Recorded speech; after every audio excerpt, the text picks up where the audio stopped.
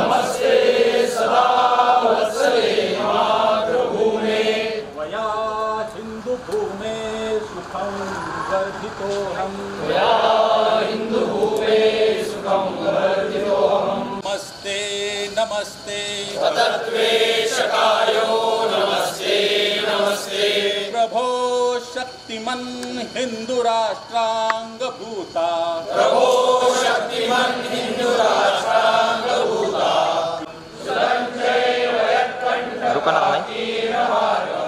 वयं स्वीकृतन्नस्सुगं कारये आता तर पाहिजे होती ती मला 10-15 मिनिटात लगेच.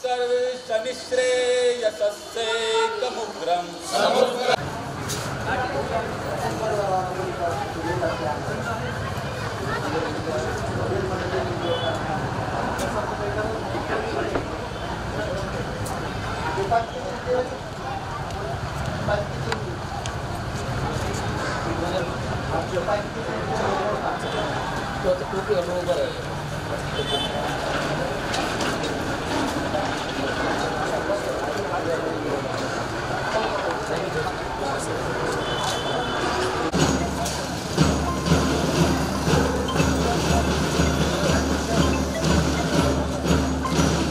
हॅलो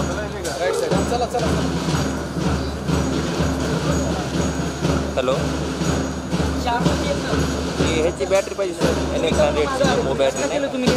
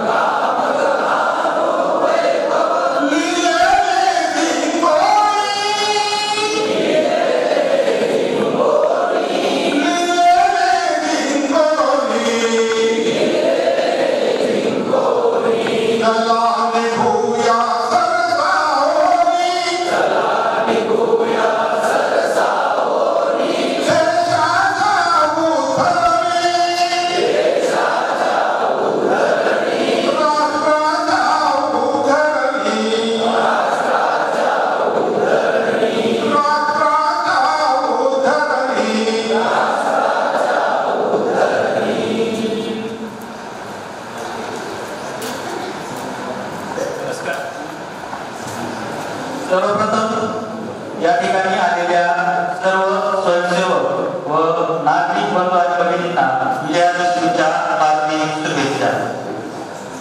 राष्ट्रीय स्वयंसेवक संघाचा हा प्रतिवर्षी होणारा विजयादशमीचा उत्सव आहे. यावर्षी राष्ट्रीय स्वयंसेवक संघाचे शताब्दी वर्ष असल्यामुळे या वर्षीच्या विजयादशमीच्या उत्सवाला विशेष असे महत्त्व आहे. बीड शहरामध्ये प्रथमच नगरशहा विजयादशमीचे उत्सव होत आहे. आपल्या हिंदू धर्मामध्ये विजयादशमीच्या उत्सवाला अनन्यसाधारण असे महत्त्व आहे. याच दिवशी रामाने रावणाचा वध केला होता व पांडवांनी शमीच्या गडावर ठेवलेले आपले शस्त्र काढून त्याचे पूजन केले होते. तसेच याच दिवशी डॉक्टर बाबासाहेब आंबेडकरांनी समाजातील कुप्रथांना बंदी घालण्यासाठी व समाजामध्ये समता प्रस्थापित करण्यासाठी भारताच्या विचारांची एकत्रित असलेल्या बौद्ध विचारांचा स्वीकार केला होता. पूर्वीच्या काळातील आपले पराक्रमी राजे महाराज याच दिवशी आपला कार्य विस्तार करण्यासाठी शस्त्रांचे पूजन करून मोहीमेवर निघत होते. अशा या अनन्यसाधारण महत्त्व असलेल्या विजयादशमीच्या उत्सवाकरिता आज आपल्याला जे प्रमुख मान्यवर लागले आहे त्यांचा मी आता परिचय करून देतो. माननीय शहर संघचालक अनिल तुकाराम बारपूर, व्यवसाय डॉक्टर आहे दिल्ली, वास्तव्य सध्या बीड येथे आहे. दायित्व शहर संघचालक.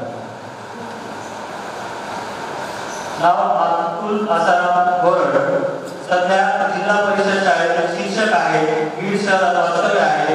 एकनमाळ येथून संघ कार्यास सुरुवात झाली. आतापर्यंत तालुका सहकार्यवाह, जिल्हा मौखी प्रमुख असे दायित्व निभावले. सध्या जिल्हा सहकार्यवाह असे दायित्व निभावले आहे. ॲडव्होकेट अनिल भगवानराव केके, व्यवसाय जिल्हा न्यायालयाचे वकील आहे. सध्या वास्तव्य बीड या ठिकाणी आहे. आतापर्यंत सहकार्यवाह असे दायित्व निभावले आहे. सध्या बीड जिल्हा सहकार्यवाह असे दायित्व त्यांच्याकडे आहे. ॲडव्होकेट अमित कुमार मनोज मोदी, व्यवसायाने जिल्हा न्यायालयामध्ये वकील व्यवसाय करत आहे. वास्तव्य सध्या बीड येथे आहे. सध्या बीड सहकार्यवाह म्हणून दायित्व आहे. कुलदीप भास्करराव साठे, सध्या स्वातंत्र्यवीर सावरकर महाविद्यालय बीड या ठिकाणी राष्ट्रीय तत्वावर प्राध्यापक म्हणून काम करत आहे. वास्तव्य सध्या बीड येथे आहे. आतापर्यंत दायित्व त्यांच्याकडे शाखा मुख्य शिक्षक, शहर शालेय प्रमुख हे होते. सध्या बीड शहर सहकार्यवाह म्हणून दायित्व आहे. धन्यवाद. महाराष्ट्र गोवा गुजरात, दीनदयाळ शोध संस्थान दिल्ली, प्रबंध समिती सदस्य, पाणी विषयाचा विशेष अभ्यास, 7 देशांमध्ये प्रवास. धन्यवाद. प्रमुख पाहुणे भीमरावजी वागचौरे.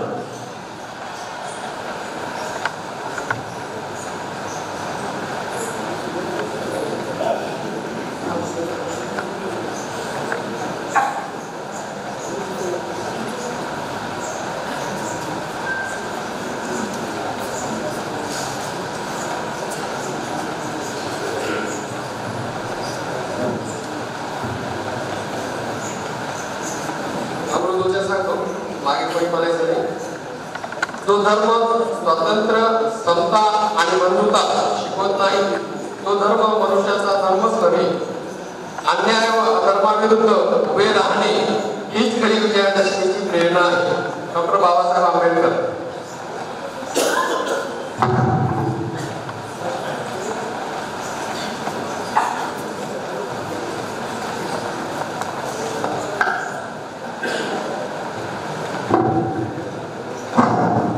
सुभाषित सांगतो, सर्वांनी मागे म्हणायचे. उद्यमे नहि सिद्धन्ति कार्याणि न मनोरथैः नहि सुप्तस्य सिंहस्य प्रविशन्ति मुखे मृगाः. अर्थ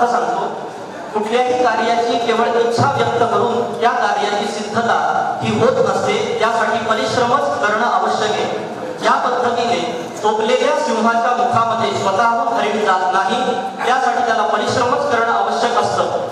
पुन्हा एकदा सुभाषित सांगतो, उद्यमेन हि सिद्ध्यन्ति कार्याणि न मनोरथैः न हि सुप्तस्य सिंहस्य प्रविशन्ति मुखे मृगाः. धन्यवाद.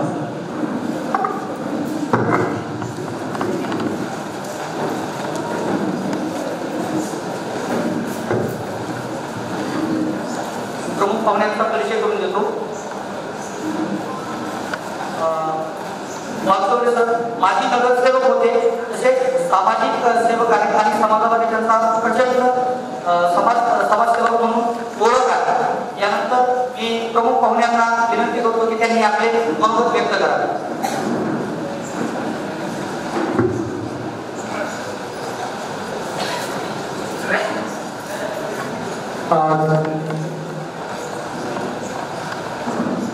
संघाचं जो दसरा संचलन आहे त्यासाठी आज या ठिकाणी सर्व सेवक संघ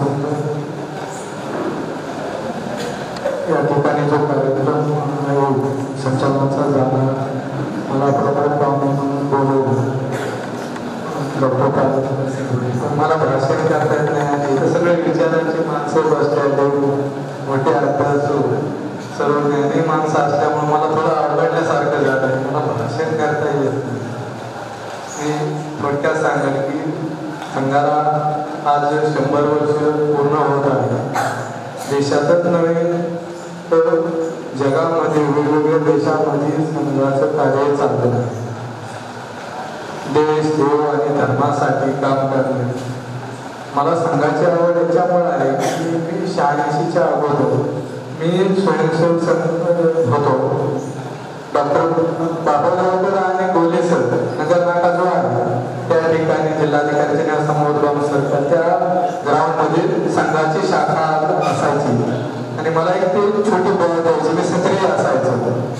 त्यापासून ओढ लागलेले आहे आणि संघ हा सर्व संकटाला धरून येणारी संघटना आहे आणि 100 वर्ष पूर्ण होता त्याच्या संघटनेला अशा जगामध्ये घडवण्यासारख्याच संघटना संघ असू शकतात.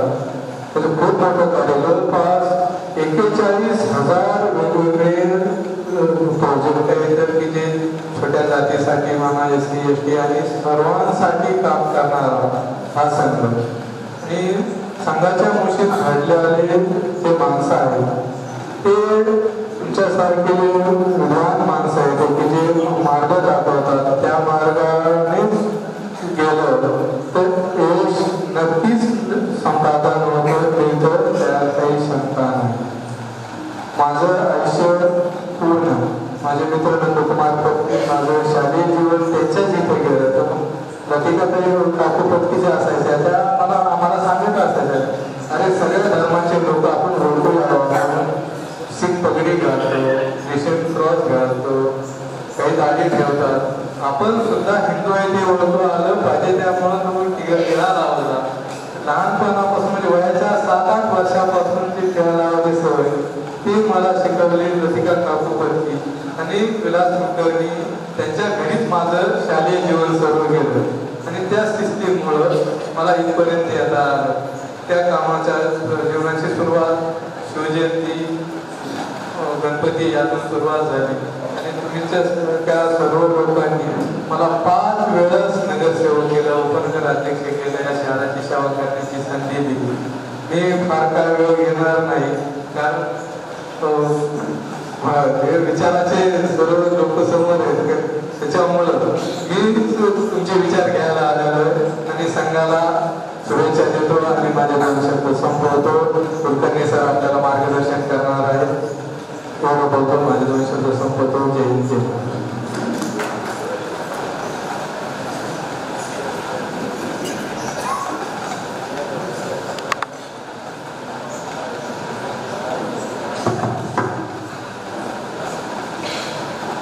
जिस दिन सोया राष्ट्र जगेगा,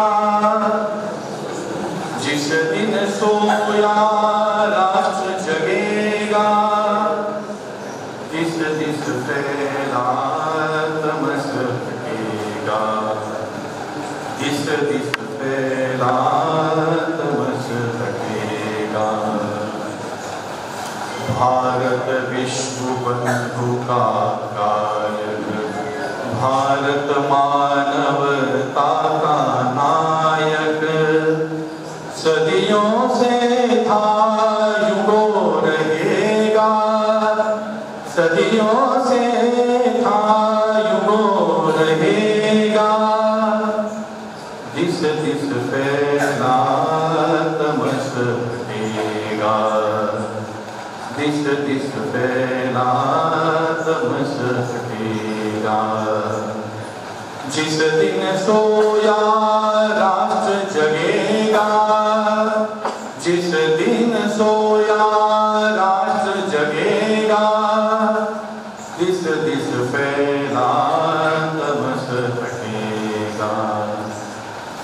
वैभवशाली जब हम होंगे, नहीं किसी से हम कम होंगे, क्यों ना फिर गंतव्य मिलेगा, क्यों ना फिर गंतव्य मिलेगा।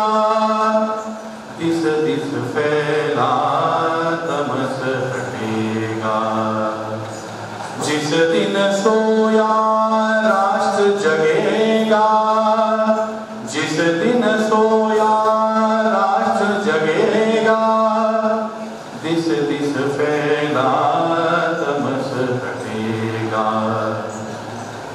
हम सब की तो राह एक है, कोटि हृदय और भाव एक है, बात हमारी विश्व सुनेगा, बात हमारी विश्व सुनेगा। दिस दिस फैला तमस हटेगा, दिस दिस फैला तमस हटेगा। जिस दिन सोया राष्ट्र जगेगा, जिस दिन सोया राष्ट्र जगेगा, दिस दिस फैला तमस हटेगा, दिस दिस फैला तमस हटेगा, दिस दिस फैला तमस हटेगा।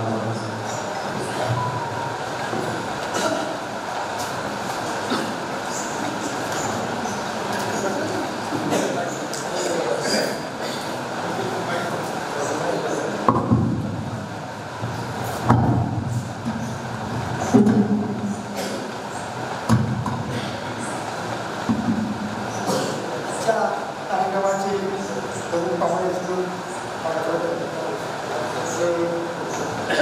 शहराचे संघचालक आणि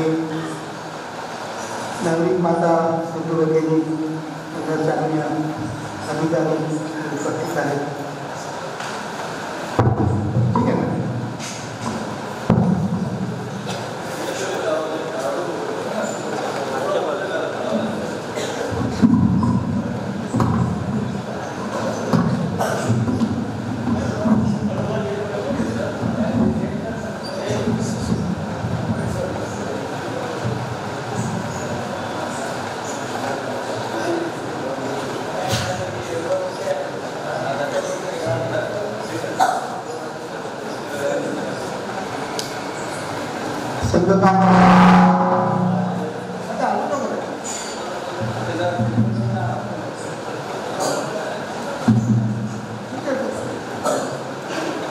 संघकार्याला 100 वर्ष पूर्ण झालेली आहेत आणि त्यामुळे आपण कालपासून पाहत असेल की सगळीकडे मोठ्या प्रमाणामध्ये कार्यक्रमांची आणि त्या सगळ्या वर्तमानपत्रांमध्ये सुद्धा या विषयासंदर्भात काही ना काही विषय घेऊन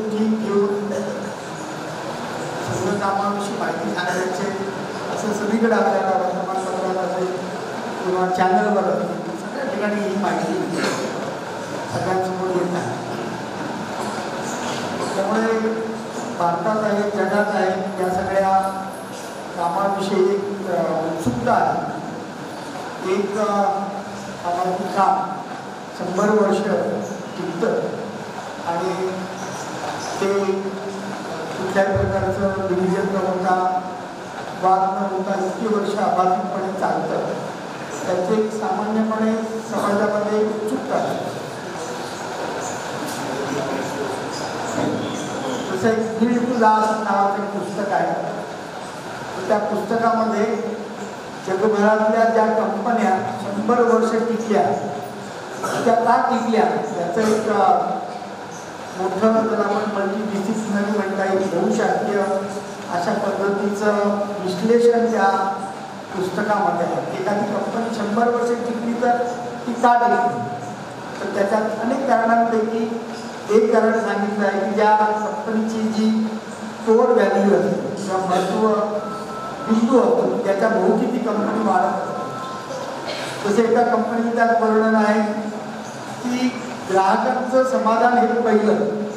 कंपनी कॉर्पोरेट कंपनी आहे पण त्यांनी असं म्हणलं की ग्राहकांचं समाधान हे पहिल्या नंबरवर आणि तिसऱ्या क्रमांकावर त्या कंपनीचा फायदा, कंपनीला जो फायदा होईल तो तिसऱ्या क्रमांकाच्या प्रायोरिटीवर त्यांनी ठेवलेला आहे. त्यामुळे एखाद्या वेळेला विचार करायचा झाला त्या कंपनीच्या संदर्भामध्ये त्यांनी असं म्हटलं की ग्राहक पहिल्यांदा आणि तिसऱ्या क्रमांकावर आपल्या नफ्याचा विचार करा. त्यामुळे एकदा असं वेळ आली की त्यांच्या कंपनीचं एक प्रॉडक्ट असं होतं की ते मोनोपॉली होतं. जसं आपण कोविडच्या काळामध्ये औषधाचं अनुभव घेतला की ते औषध त्या 1200-1300 पासून 3000, 10,000 किती किमतीला विकलं गेलं. तर असं त्या प्रॉडक्टचं मूल्य होतं की ते त्यांनी ठरवलं असतं तर कितीही किमतीला विकलं गेलं असतं कारण ते आवश्यक होतं. पण त्या कंपनीने असं म्हटलं की आपल्या कोर व्हॅल्यूमध्ये पहिल्या क्रमांकावर ग्राहक आणि प्रॉफिट तिसऱ्या क्रमांकावर. त्यामुळे मग त्यांच्या याच्यात चर्चा खूप झाली आणि त्यांनी असं म्हटलं की आपण काही किंमत अवघडचा स्वभाव वाढवायची नाही जरी ते प्रॉडक्ट विकलं गेलं तरी. असं कोर व्हॅल्यूवर त्यांनी काम केलं. अशा कंपन्या 100 वर्ष टिकल्या असा त्या अभ्यासाचा एकूण निष्कर्ष आहे. त्याच पद्धतीनं संघाच्याही विषयामध्ये आपण असं म्हणू शकतो की काही विषय जसं हे हिंदू राष्ट्र आहे, हे हिंदुत्व संघटन आहे, समाजाच्या अंतर्गत संघटन करायचं नाही तर समाजाचं संघटन करायचं आणि संघ नावाची वेगळी एंटिटी समाजामध्ये बनवायची आहे असं नाही आणि त्याचा अभिमान बाळगायचा असं नाही. तर प्रामुख्यानं समाजाचं संघटन करून त्या संघटनेच्या आधारावर आपल्याला या भारतामध्ये जे काही परमवैभव म्हणता येईल, चांगल्या गोष्टी म्हणता येईल, अभ्युदय म्हणता येईल, उत्कर्ष म्हणता येईल, संपन्नता म्हणता येईल, असं प्राप्त करण्यासाठी संघटित समाज हे आपलं महत्त्वाचं. तसं उदाहरणार्थ फाळणीच्या काळामध्ये संघाने केलेलं काम त्याच्यामुळे खूप लोकप्रियता संघाच्या संदर्भामध्ये निर्माण झाली होती. लोकप्रियता इतकी होती की संघाने समजा त्या काळामध्ये निवडणुका लढवल्या असत्या तर संघाचे सगळे उमेदवार निवडून आले असते अशा प्रकारचं वातावरण हे त्या काळामध्ये होतं. कारण पाकिस्तानातून किंवा बांगलादेशातून निवडून येणाऱ्या हिंदूंना वाचवणारं कोण ते संघाचे कार्यकर्ते होते आणि अनेक जणांनी त्या विषयासाठी म्हणून बलिदान दिलेलं असं वातावरण. त्यामुळे स्वाभाविकपणे संघाविषयी प्रचंड आकर्षण हे त्या काळामध्ये होतं. असाच अनुभव आपण 1975च्या आणीबाणीमध्ये पण घेतला. त्या आणीबाणीमध्ये संघाने ज्या प्रकारचं नेतृत्व केलं, नानाजी देशमुख,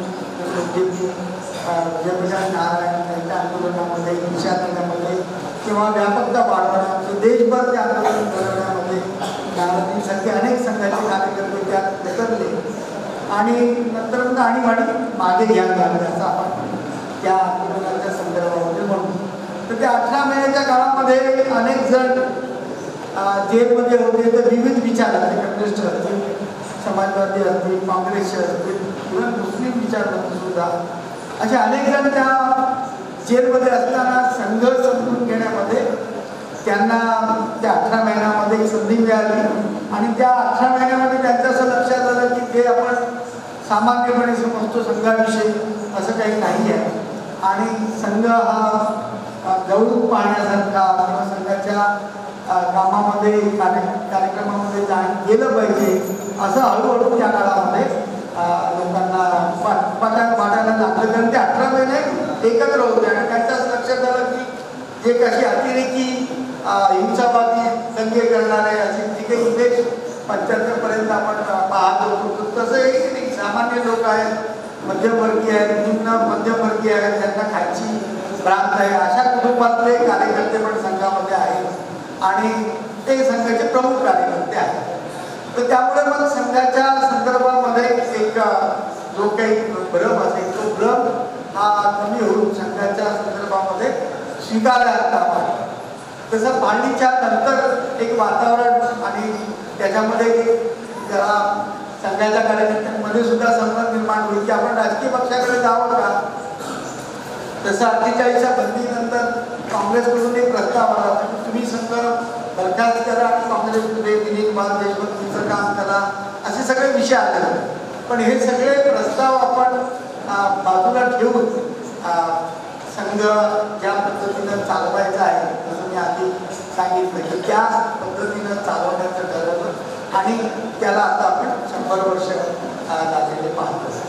आणि हे 100 वर्ष होत असताना आपण पाहतो की या अलीकडच्या काळामध्ये या प्रकारचा स्वीकार जे आपण जे काही म्हणू ते समाजामध्ये लगेच स्वीकारलं जातं. जे संघाचे कार्यकर्ते बोलतील किंवा संघाच्या कार्यक्रमामध्ये बोलली जाईल त्याचा आपण त्याला एक प्रतिबिंब म्हणता येईल, इको म्हणता येईल. अशा प्रकारानं संघाच्या विचाराचं समर्थन हे सामान्य नागरिकांच्याकडून होताना दिसतं. ते भिन्न भिन्न माध्यमांवर आपल्याला लक्षात येतं की संघ ज्या पद्धतीचा विचार मांडतो, हिंदुत्व मांडतो, तर त्याचं मांडणी करणारे संघाच्या बाहेर अनेक लोक आहेत आणि त्याचा स्वीकार करणारे आणि तो विषय घेऊन पुढे जाणारे फार मोठ्या प्रमाणावर आपल्याला समाजातले प्रत्यक्ष संघात न आलेले अशा प्रकारचे कार्यकर्ते दिसतात. त्यामुळे आता जसं श्रीराम जन्मभूमीच्या 22 जानेवारीच्या कार्यक्रमामध्ये आपण अनुभव घेतला की जेव्हा ज्या लोकांना आपण असं म्हणालो की या कार्यक्रमामध्ये सहभागी होतो आणि ते कार्यक्रम व्यापक कार्यक्रम झाले. जे कार्यक्रम आपण तशी कल्पना करू शकलो होतो असं नाही, तर तो कार्यक्रम सगळ्या समाजाने स्वीकारला. समजा TV वर दाखवायचं असेल तर समाजातले अनेक जण पुढे आले, त्यांनी स्वतःच्या खर्चानं आणि लोकांना बोलावून भंडारे करून ते कार्यक्रम केले. हा तो व्यापक प्रसार आहे. हा काही संघाला शक्य झाला असता आपल्या ताकदीवर असं नाही, परंतु समाजाने तो स्वीकारला म्हणून मग सगळीकडे त्या विषयासंदर्भामध्ये लोकांना एकत्रित करून त्याचा आनंदोत्सव साजरा करण्याचा जो विषय आहे तो समाजातल्या विविध घटकांनी जे तसे संघाचे आहेत असं म्हणता येणार नाही अशा लोकांनी केली. इव्हन रामजन्मभूमीच्या त्या आंदोलनाच्या काळात सुद्धा ज्या प्रकारच्या संख्येने लोक जे अयोध्येला पोहोचले होते ते हे सगळे संघाचे स्वयंसेवक असतील अशी आपण काही कल्पना करू शकत नाही. आणि त्यामुळे मग त्यावेळेसही असा विषय आला होता की ह्या सगळ्या आंदोलनाचं श्रेय कोणी घ्यायचं आणि म्हणून मग संघाने पण असं म्हटलं की हे समाजाचं श्रेय आहे. समाजाने हा विषय स्वीकारला म्हणून ते आंदोलन झालं. इतक्या मोठ्या संख्येने लोक अयोध्येमध्ये आले. ते हा जो विचार आहे हे समाजाचं आंदोलन आहे आणि समाजानं या विषयामध्ये पुढाकार केल्यामुळे त्याला एक ज्याला आपण लॉजिकल एंड म्हणतो की त्याचा एक निकाल लागणं आणि सगळ्या समाजाला जे अपेक्षित आहे ते होणं. ही गोष्ट जशी या आंदोलनाची आहे ही गोष्ट आपण 370च्या विषयातही आहे की वर्षानुवर्ष हा विषय मांडला जात असेल की 370 कलम गेलं पाहिजे. परंतु आपल्याला त्यावेळेस कधी असं वाटलं नाही की हे 370 कलम जाईल. आणि नंतरच्या काळामध्ये ज्यावेळेस हा विषय आला 2018 आपल्या लक्षात आलं की लोकसभेमध्ये हा विषय सहज स्वीकारला गेला आणि ते कदम गेली. याचं कारण समाजामध्ये या सगळ्या विषयाच्या संदर्भामध्ये स्वीकार करण्याची जी एक प्रक्रिया आहे ती संघाने वर्षानुवर्ष राबवली. की ज्या काश्मीरमध्ये लोक तिरंगा झेंडा लावण्यासाठी प्रकर्षानं प्रयत्न करत होते आणि त्याला यश येईल याची गॅरंटी नसायची. अशा सगळ्या पार्श्वभूमीवर आपण आता तिथे पुढे आता जे काही बदल आपण अनुभवतो आहोत की शाळांमध्ये राष्ट्रीय कार्यक्रम होतात, अन्य वंदे मातरमचे कार्यक्रम होतात आणि सगळ्या शाळांमध्ये सार्वजनिक कार्यक्रम साजरे केले जातात. तर तिथे तिरंगा झेंडा लावणं अवघड होतं, तर तिथे शाळांमध्ये हे सगळे कार्यक्रम आता व्हायला लागलेले आहेत आणि त्याचे सगळे व्हिडिओज आता आपण पाहू शकतो. हे जे परिवर्तन आहे हे संघटित समाजाच्या शक्तीच्या माध्यमातून होऊ शकतं. त्यामुळे आपण प्रार्थनेच्या शेवटच्या ह्याच्यात असं म्हणतो की आपल्याला हे परमवैभव नेत तत्पर आहे. हे परमवैभव आपल्याला प्राप्त करायचं आहे त्याची आकांक्षा आपण रोज प्रार्थनेच्या ह्याच्यामध्ये करतो. किंवा कशासाठी आपण प्रभूला वंदन करतो, कशाला आपण म्हणतो की सगळं काम हे ईश्वरी कार्य आहे, त्या ईश्वरी कार्याद्वारे संघाचा घटक झालेलो आहे आणि नंतर म्हणतो की हे परमवैभव प्राप्त करा. तर ह्या परमवैभवाच्या प्रार्थनेच्या ओळीमध्ये आधी म्हटलेलं आहे की संघटित कार्यशक्ती. संघटित कार्यशक्तीचं वर्णन त्या प्रार्थनेमध्ये परमवैभवाच्या आधीच्या ओळीत आलेलं आहे. ती संघटित कार्यशक्ती भारताचा परमवैभव प्राप्त करतो. संघाने असं म्हटलं नाही की आम्ही हे परमवैभव प्राप्त करू. संघाने असं म्हटलं की आपलं काम आहे संघटित कार्यशक्ती निर्माण करणे. या संघटित कार्यशक्तीच्या आधारावर व्यवस्था परिवर्तन होणं शक्य आहे. त्यामुळे बऱ्याच वेळा आपण ज्या काही समस्यांचा विचार करतो या समस्यांचा विचार कशा पद्धतीनं व्हावा असं संघाला वाटतं की सामान्यतः पूर्वी 50-60 वर्षापूर्वीपर्यंत आपण अनुभव कधी घेतला असेल त्या गावात जर जावई आला, दिवाळीला आला किंवा अन्य कार्यक्रमाच्या निमित्ताने जावई आला तर गावाला असं वाटत असेल की हा गावचा जावई आहे. मला अगदी 80 सुद्धा मी ज्यावेळेस संघाच्या कामानिमित्त नांदेड जिल्ह्यामध्ये संस्कृतीला प्रवासाला जात असेल तिथे एक आनंदराव पाटील नावाचे ग्रस्त होते, काँग्रेसचे मोठे लीडर होते आणि ते मी त्या तालुक्यातला म्हणजे आपली सासवडी त्या तालुक्यातले असल्यामुळे ते पण सहजपणे आनंदराव पाटील पण उल्लेख करताना सहजपणे असं म्हणत असत की तुम्ही आमचे जावई. हा जो एक विचाराची पद्धत होती की गावात जर जावई आला तर सगळ्या गावाला वाटत असेल की हा आमचा गाव. किंवा तुम्ही कधी संभाषणांमध्ये ऐकलं असेल की त्या गावात आमच्या गावची लेख केलेली आहे असा उल्लेख करण्याची पद्धत. म्हणजे कोणत्या जातीचा असेल तो त्यांच्या विशिष्ट जातीचाच असेल असं नाही, कोणत्या जातीचा जरी असला तर तो सांगताना असं सांगत असेल या गावात आमच्या गावची लेख केलेली आहे. ती लेख काही त्याची नव्हती किंवा त्याच्या नात्यातली पण नसायची, पण तो असं म्हणायचा की आमच्या गावची लेख त्या गावात दिलेली आहे. हे जे वागणं होतं त्याला आपण सगळं गाव म्हणून त्या पद्धतीनं एकत्रपणे विचार करत होता. तर ही भावना आता आपल्याला लक्षात येतं की हळूहळू दूर होताना दिसते. आपण पंचपरिवर्तनामध्ये या सगळ्या विषयासंदर्भामध्ये विचार करतो की कुटुंब प्रबोधनातून आपण अशा प्रकारचा विचार एका 8-10 कुटुंब एकत्र बसले आणि त्यांनी विश्व कल्याणाची प्रार्थना म्हटली आणि समाजामध्ये त्या चांगल्या गोष्टी चालू आहेत त्याची चर्चा केली, समस्यांची चर्चा केली आणि त्यातनं चांगला विचार प्रस्तुत करण्यासाठी म्हणून त्या गटाने एकत्र येऊन प्रार्थना केली आणि चांगल्या गोष्टींचा विचार केला तर हा समाज सुधरत. म्हणून अशा पंचपरिवर्तनात हे जे विषय आहेत हे विषय प्रामुख्यानं आपण जो संकल्प केलेला आहे की संघटित कार्यशक्तीच्या आधारानं परत आहे. त्यामुळे ही संघटित कार्यशक्ती या सगळ्या पंचपरिवर्तनामध्ये जोडली जाते. त्याच्यासाठी आपण मागचे अनेक वर्ष सज्जन शक्ती, त्याच्या आधी आपण सुप्त शक्तीचा विचार करत होतो. संघ कार्याची शताब्दी येणार आहे, सगळ्या सुप्त शक्तीला हलवलं पाहिजे आणि त्यांनी कामात आलं पाहिजे असं आपण म्हणत होतो. त्याच्यानंतर मग सज्जन शक्तीचा विषय आला आणि मागचे 3 वर्ष आपण ती पूर्वतयारी म्हणून संघशक्ती आखून केली. त्याच्यामध्ये या सज्जन शक्तीला संबोधित केलं पाहिजे, त्यांना जोडून घेतलं पाहिजे आणि त्यांच्या आधारावर म्हणजे तो विषय आपण श्रीराम जन्मभूमी आंदोलनामध्ये म्हटलं की सगळ्या समाजाने ठरवलं, सगळ्या समाजाने या आंदोलनात सहभाग घेतला, सगळ्या समाजाला असं वाटलं की श्रीराम जन्मभूमी झाली पाहिजे म्हणून ते आंदोलन यशस्वी झालं असं आपण त्याचा आंदोलनाविषयी म्हणतो. हीच गोष्ट या आपल्या व्यवहार संबंधामध्ये आहे की जेव्हा सगळा समाज या विषय संदर्भामध्ये पुढाकार घेईल त्यावेळेस त्या समस्यांचं निराकरण हे होण्याची शक्यता आहे. तसं मी म्हणालो की गावचा गावही आहे तर एक जसं साई म्हणून मिझोरामचे ग्रंथ आले होते ते सांगत होते की ते सार्वत्रिक उदाहरण की आपलं त्यांच्या नावानं ते उदाहरण सांगतो. ते उदाहरण असं होतं की एका घरामधले एक कर्ता पुरुष गेला तर ते असं म्हणाले की घरातला कर्ता पुरुष जर गेला असेल तर ते कुटुंब निराधार कसं, अनाथ कसं, ते असं म्हणाले की हा विचार हा हिंदू धर्माला काही स्वीकार करता येण्यासारखा नाही. त्या घरातला कुटुंबातला कर्ता माणूस गेला तर ते कुटुंब काही अनाथ मानलं जाऊ नये. का मानलं जाऊ नये? कारण एवढं मोठं गाव आहे, त्या गावकीनं असं म्हटलं पाहिजे की या घरातल्या मुलाचं शिक्षण हे गावकी करतं, या घरातल्या मुलीचं लग्न हे सगळं गाव मिळून करतं. कारण गावाला असं वाटतं की हे कुटुंब अनाथ नसतं, हे गावची जबाबदारी आहे. ती ही जी गावची जबाबदारी कुणी मागत असेल तर तो विचार जर केलं झाला तर आपल्याला ज्याला आपण व्यवस्था परिवर्तन म्हणतो ती व्यवस्था परिवर्तन होण्याची शक्यता.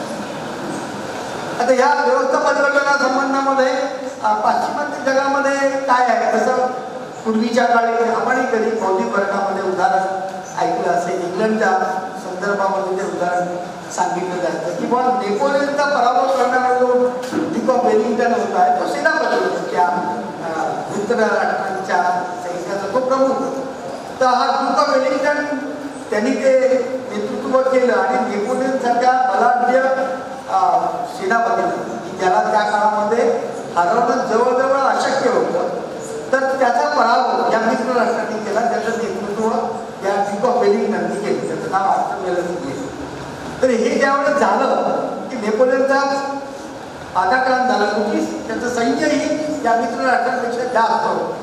परंतु ते सगळं विजयाचं वर्णन करताना असं सांगितलं जायचं इंग्लंडच्या बाबतीमध्ये की हे जे सैन्य लढलं आणि त्यांनी नेपोलियन सारख्या बलाढ्य सेनापतीला पराभूत केलं त्याचं कारण असं हे जे सैन्य होतं हे हेरो आणि इटन नावाच्या शाळांच्या मैदानावर घडलेले होते. म्हणून ते असं म्हणाले की battle of Waterloo was fought on the playground of Eton and Harris.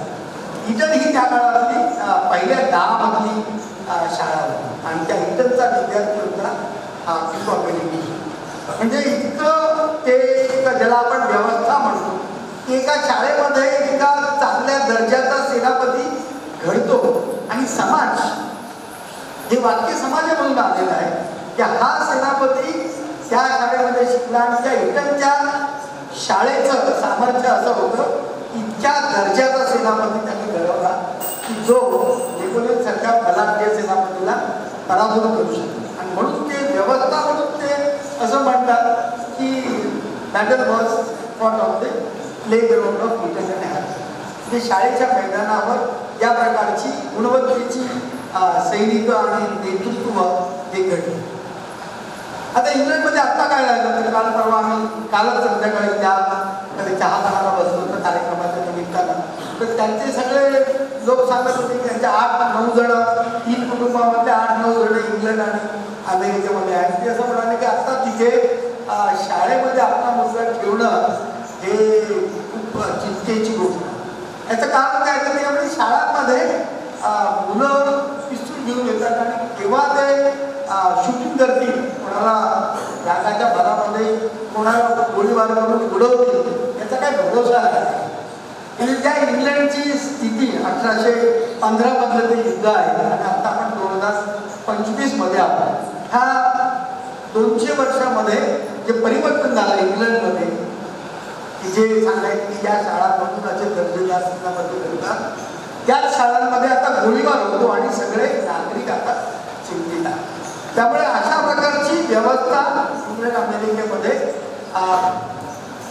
बिघडलेली असल्यामुळे भारतामध्ये ज्या प्रकारचं चिंतन, जसं आता म्हणालो की गाव की आहे, सगळ्या समाजाने एकत्र विचार करण्याचा जो एक जसा स्वामी आहे, महात्मा आहे, या सगळ्या संबंधामध्ये आपल्या असं लक्षात येतं की या गोष्टी समाजामध्ये प्रचलित आहेत. आणि जर त्याला आपण थोडंसं रिवायवल केलं, थोडंसं पुनर्जागरण केलं, सगळ्यांना सांगितलं की असाच्या आपल्या पद्धती आहे आणि हाच खरा मार्ग आहे असं जर आपण सांगण्याचा प्रयत्न केला तर समाजामध्ये ते स्वीकारलं जाऊ शकतं.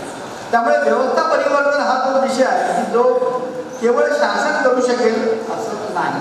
हे आपल्याला पक्क मानलं पाहिजे की बऱ्याच वेळा कुठल्याही समस्या आल्या की आपण, प्रदूषण आलं की आपण शासनाकडे पाहतो, शेतीची विल्हेवाट लागली की आपण शासनाकडे पाहतो, पूर आला की शासनाकडे पाहतो. हे जे सगळे विषय आहेत त्या सगळ्या विषयामध्ये समाजाची एक भूमिका आहे आणि समाजाच्या शिवाय हे व्यवस्था परिवर्तन शक्य होणार नाही. तर त्यामुळे सगळ्या जगाला असं वाटतं की भारतामध्ये अशा प्रकारच्या व्यवस्था परिवर्तनासाठी समाज संघटन करणं हे शक्य आहे, कारण इथल्या समाजाला तसं ते वाटतं. म्हणून मी काही उदाहरण आपल्याला त्या संदर्भामध्ये तर त्यामुळे मग आपल्याला समजा पर्यावरणाचा प्रश्न आहे, प्रदूषणाचा प्रश्न आहे, पाण्याचा प्रश्न आहे, या सगळ्या विषयामध्ये समरसतेचा विषय, मंदिर प्रवेशाचा विषय आहे, एकत्र एका समान मानमंडळाचा, नंतर समान स्मशानभूमीचा, असे जे काही विषय आपण समरसतेमध्ये पर्यावरणामध्ये मांडतो, तर या सगळ्या संबंधामध्ये कायदे आहेत तर कायदे आहेत, परंतु कायद्याने प्रश्न सुटला का? मंदिर प्रवेशाचा प्रश्न कायद्याने सुटला का? आपल्या लक्षात येतं की तसं नाही. पूज्य आंबेडकरांनी यासाठी काळाला सत्याग्रह केला, महात्मा चौदा तळ्याचा सत्याग्रह केला आणि सगळं समाज म्हणून त्यांनी हल्लं, त्यांनी कायदे म्हणणारे. पण कायद्याने हे प्रश्न सुटले असं आपण आजही ग्रामीण भागामध्ये गेलो तर मंदिर प्रवेश सर्वेशा सहजपणे लोक स्वीकारतात असं काही म्हणता येतं. त्यामुळे जोपर्यंत समाज या संदर्भामध्ये पुढाकार घेऊन या गोष्टी घडवत नाही आणि समाजाला स्वीकार करायला लावत नाही, एक मानवता असला पाहिजे, एक स्मशानभूमी असली, मंदिर सर्वांना खुलं असलं पाहिजे, त्यासाठी समाजाला पुढाकार घेण्याची गरज आहे. तर त्यामुळे अनेक विषयांमध्ये आपल्याला असं लक्षात येतं की सरकार हे नाही करू शकत. मंदिर प्रवेशाचं मी सांगितलं, पानवट्याचं सांगितलं, ते हे शासनानं कायद्याच्या अंगानं करता येणार नाही. तसं निर्मलवादीचं उदाहरण आपण 10 वर्ष त्या निर्मलवादीमध्ये आहोत. मधल्या काळामध्ये पुस्तकं सगळ्यांपर्यंत आली, टीमध्ये जरी 1000 पुस्तकं असतील की त्याच्यामध्ये 10 पुस्तकं उजून शेख वाटला होता आपण, तर त्याच्यामध्ये एक पुस्तक हे निर्मलवादी होतं. तर निर्मलवादी समाजानं त्याचा पुढाकार घेतला म्हणून झाला. हायकोर्टामध्ये ज्यावेळेस विषय आला की हे प्रदूषण आहे, शासनानं हे प्रदूषण थांबवणं शक्य आहे की नाही, शासनानं त्यावेळेस असं म्हटलं की एवढं व्यापक प्रमाणामध्ये हे प्रदूषण घडतं, त्याला आपण डिस्पर्सेट होतो की ते एका ठिकाणी नाही, असे हजारो लाखो लोक प्रवास करत आहेत, वेगवेगळ्या गावामध्ये सगळं प्रदूषण होत आहे मानवी विष्ठेमुळे. तर हे शासनाला कुठल्याही व्यवस्थेमधून हे प्रदूषण थांबवता येणार नाही असं शासनाने अनेक वेळा हायकोर्टामध्ये घेऊन दिलं. हायकोर्टाने बऱ्याच वेळा त्याच्यावर शासनावर ताशेरे मांडले, पण प्रत्यक्षात आपण अनुभव घेतो की ज्यावेळेस समाज पुढे आला आणि समाजाच्या विविध घटकांनी, ज्याला आपण सज्जन शक्ती म्हणतो, त्या सज्जन शक्तीने त्यावेळेस निर्णय केला की आपण हे निर्मलवादीमधलं जे काही वातावरण आहे ते बदलण्यासाठी पुढाकार घ्यायचे.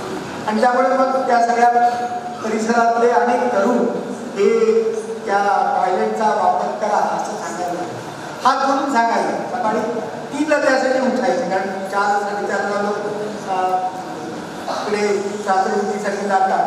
तर आपलं हे सगळे 3ला उठायचे आणि सगळ्यांना हातपाय पडून सांगायचे की तुम्ही टॉयलेटचा वापर करायचे, हजारो टॉयलेट लावलेले आहेत. असं केलं तर ही मानवी विष्ठा पसरणार नाही, प्रदूषण होणार नाही. आणि आपल्याला असं लक्षात 10 वर्षानंतर आता या व्यवस्थेचा समाजाने स्वीकार केला. तर ही निर्मलवादी आपलं जी शक्ती इंडिकेट करतं की समाजानं पुढाकार घेतला तर काही व्यवस्था या बदलू शकते. आणि त्यामुळे मग ह्या व्यवस्था परिवर्तनासाठी आपण उदाहरण प्रस्तुत करावं कर्तृत्ववान कार्यकर्ते तयार करावे, त्यांनी आपलं उदाहरण प्रस्तुत करून आपल्या जीवनाची एक उदाहरण सगळ्यांसमोर सांगून अशा पद्धतीनं जीवन जगता येतं. समजा झिरो वेस्ट आहे, घरामधून कचरा बाहेर पडला तर असं जीवन असू शकतं की नाही. तर काही जण असं आपलं उदाहरण सगळ्या समाजासमोर प्रस्तुत करू शकतात आणि मग त्या गल्लीला म्हणा, त्या शहराला म्हणा असं बळच लागू शकतं की त्या घरातून शून्य कचरा बाहेर पडला आणि सगळ्या वेस्ट हे घरामध्ये गेले किंवा कमी पाण्याचा वापर असेल, वृक्ष लागवड असेल. तर अशा सगळ्या संदर्भामध्ये अशा प्रकारचं नेतृत्व करणारे जे कार्यकर्ते आहेत, तर हे कार्यकर्ते कुठे तयार होतात, तर हे कार्यकर्ते शाखांमध्ये तयार होतात. आणि त्यामुळे मग शाखांची ही जबाबदारी आहे की शाखेवर जे स्वयंसेवक येतात ते अशा सगळ्या जागरण विषयासंदर्भामध्ये विचार करतात. मग त्यात पर्यावरण असेल, समरसता असेल, सामाजिक सद्भाव असतील, अशा ज्या काही समस्यांच्या संदर्भात आपण बोलतो या सगळ्या संबंधामध्ये विचार करून सामाजिक नेतृत्व उभे करणारे कार्यकर्ते हे संघाच्या शाखेवरून तयार होतात. आणि म्हणून आपण ज्यावेळेस संघाच्या कामात शताब्दी वर्णन करतो त्यावेळेस आपण प्रामुख्यानं संघ कामाचा विस्तार आणि त्याबरोबर गुणवत्तेचा विचार, हा गुणवत्तेचा विचार हा प्रामुख्यानं अशा प्रकारच्या सामाजिक नेतृत्व स्वतःचं उदाहरण प्रस्तुत करून समाजाला दिशा देणारं आणि काय शक्य आहे हे सांगणारं नेतृत्व उभं करणं हे त्या संघशताब्दीच्या आपल्या जे काही मुद्दे आपण संघशताब्दीवरून घेतलेले आहेत त्यात हे प्रामुख्याने विषय येतात. त्यामुळे हे व्यवस्था परिवर्तन व्हायचं असेल तर सगळ्या विषयासंदर्भात ज्या ज्या समस्या आपण मानतो या सगळ्या समस्यांच्या संदर्भामध्ये आपल्याला अशा प्रकारचं नेतृत्व समाजामध्ये उभं करावं लागेल. आणि अशा नेतृत्वाच्या आपल्याला बऱ्याच वेळा लक्षात येतं की सज्जन शक्ती अशा प्रकारचे काम करणारे अनेक जण समाजामध्ये असतात जे जोडून घेण्यासाठी म्हणून सहजपणे आपल्याबरोबर येऊ शकतात. नागपूरचं एक उदाहरण आहे की ज्यावेळेस कोविड काळामध्ये सगळं बंद पडलं होतं आणि मग अन्नदानाचा प्रश्न आला की लोकांना जे गरीब आहेत, वयस्कर आहेत, ते बाहेर जाऊ शकत नाही, भाजीपाला आणू शकत नाही आणि घरात स्वयंपाक करू शकत नाही किंवा निराश्रित आहेत, तर अशा लोकांना जेवण कसं पुरवायचं.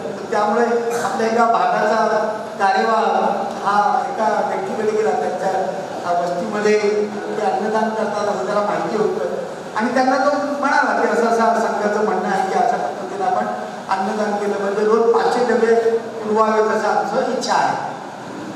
तर त्या घरातले ग्रस्त असं म्हणाले की आम्ही तर नेहमी अन्नदान करतो आणि आजच आम्ही भांडे घालून ठेवून दिलेले आहे. भांडे घालून का बरं ठेवले? ते म्हणाले की आमचा संकल्प तर अन्नदान करण्याचा आहे, परंतु आम्हाला असं लक्षात आलं की आता या सगळ्या प्रकारचे जे नियम आहेत या नियमांचं पालन करून आम्हाला काही अन्नदान करता येईल असं वाटत नाही. त्यामुळे आम्ही हा विषय आता क्लोज केला आहे आणि भांडे घालून ठेवले आणि आता आमची नोकर सुद्धा उद्यापासून सुट्टीवर जाणार आहे. पण तुम्ही आलात आणि त्यामुळे तुमच्यामुळे आम्हाला हा अन्नदानाचा जो आमचा संकल्प आहे तो पूर्ण करण्याची संधी तुमच्या प्रयोजनामुळे किंवा प्रस्तावामुळे प्राप्त झालेली आहे. आणि त्यामुळे ते असं म्हणाले तुमचा विचार हा स्वीकार करण्यासारखा आहे आणि आपण हे अन्नदान पुन्हा चालू करू. या सगळ्या विषयामध्ये एक लक्षात घ्या की हा प्रस्ताव करणारा कोण आहे तर हा एक सामान्य कार्यकर्ता आहे. याला असं वाटतं की आपल्या नगरामध्ये अशा प्रकारची सर्जन शक्ती आहे आणि त्या सर्जन शक्तीला आव्हान केलं, हा कोणी मोठा प्रतिष्ठित माणूस आहे की त्याचं मोठं नाव आहे, त्याची ओळख आहे असं नाही आहे. त्या व्यक्ती त्यांच्याकडे त्यांनी प्रस्ताव दिला तर त्या व्यक्तीला हा याची ओळख पण नाही, त्या अगदी सामान्य कार्यकर्ता आहे.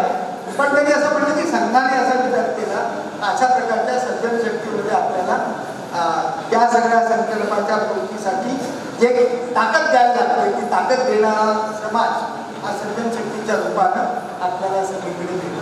त्यामुळे ही जी प्रक्रिया मी आता आपल्याला सांगितली की आणि चांगली गोष्ट आपल्याला करायची आहे तर ती चांगली गोष्ट शाखेमध्ये तयार झालेला अशा प्रकारचं नेतृत्व असलेलं नेतृत्व क्षमता असलेला कार्यकर्ता समाजामध्ये सर्जन शक्तीच्या आधारानं एक चांगली गोष्ट घडू शकतो हा विश्वास आपण समाजाला भिन्न भिन्न वेळी दिलेला आहे. काही आपण महापुरामध्ये जे काही अनुभव घेत आहोत ते आपण नुसतं म्हणायचा अवकाश की आपल्याला सगळ्या दिशांनी मदतीचा ओघ येतो. जसं बीडमध्ये पुण्यामध्ये ग्रस्त भेटले की असं म्हणाले की आम्हाला 100 ड्रेस पाठवायचे लहान मुलांना, तर ते ड्रेस आपण इथे बीडला मागवले. तर हे अनामिक लोक आहेत, हे सज्जन शक्तीचे घटक आहेत, पण ते आपल्याला ओळखत नाही. पण त्यांना हे माहिती आहे की संघाच्या माध्यमातून हे काम झालं तर त्याचा चांगला उपयोग आहे. तर असा प्रकारानं सज्जन शक्तीच्या आधारानं हे व्यवस्था परिवर्तन आणि ज्या प्रकारच्या समस्यांची चर्चा आम्ही आत्ता केली त्या सगळ्या समस्यांना उत्तर देण्यासाठी म्हणून संघ हा सज्जन शक्तीच्या आधारानं पुढच्या काळामध्ये करणार आहे. आणि संघ शताब्दीचा संदेश हाच आहे की आपल्याला पुढच्या काळामध्ये अशा प्रकारचं व्यवस्था परिवर्तन हे सज्जन शक्तीच्या संघटित सामर्थ्याच्या आधारावर करायचं आहे. उत्तिष्ठ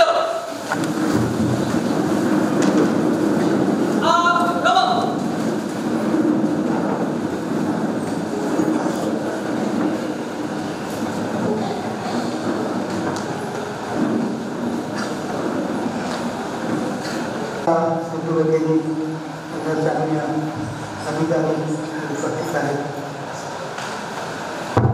ठीक आहे ना.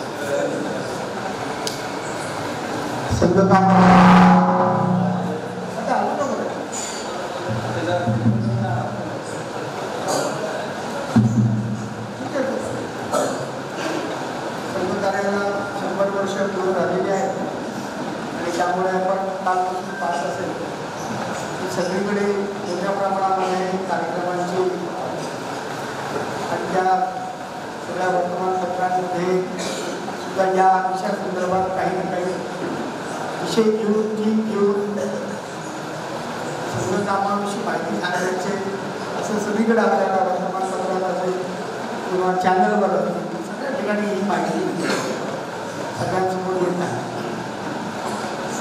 त्यामुळे भारतात आहे, जगात आहे, या सगळ्या कामाविषयी एक उत्सुकता आहे.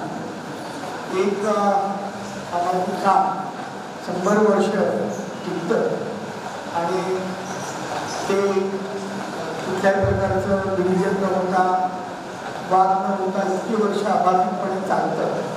त्याचे एक सामान्यपणे समाजामध्ये एक उत्सुकता आहे. जसं एक लीड टू लास्ट नावाचं पुस्तक आहे.